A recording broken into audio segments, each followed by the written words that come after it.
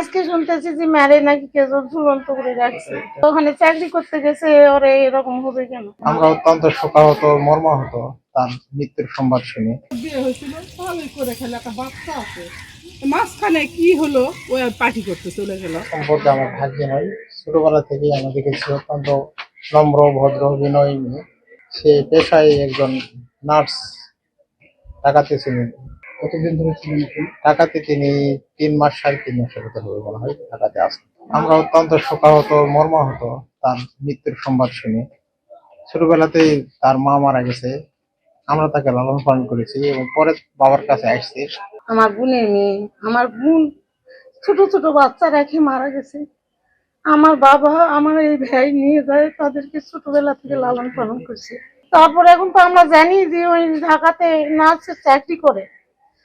এখন আজকে শুনতেছি যে ম্যারে নাকি কেউ ঝুলন্ত করে রাখছে। এই তো খবর পাই আমরা আসছি এখানে। আমরা খুব মানে মর্মাহত এবং অত্যন্ত কষ্ট পাচ্ছি আর কি কথাটা শুনে। হয়তো ওখানে চাকরি করতে গেছে, ওরে এরকম হবে কেন? বিয়ে হয়েছিল ভালোই করে খেলে, একটা বাচ্চা আছে, মাঝখানে কি হলো ওই পার্টি করতে চলে গেল। এই বেশি দিন হয় না তো, গেছে মানে 1.5 মাস হবে। জান্নাতুল রুমি আমাদের প্রতিবেশী ছিল। এটা হচ্ছে ওর বাবার বাসা, আর ওদের বাসার সাইড দিয়ে রাস্তা।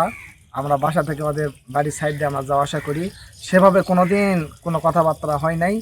আমরা তো জানি সে একটা ভালো মেয়ে ছিল।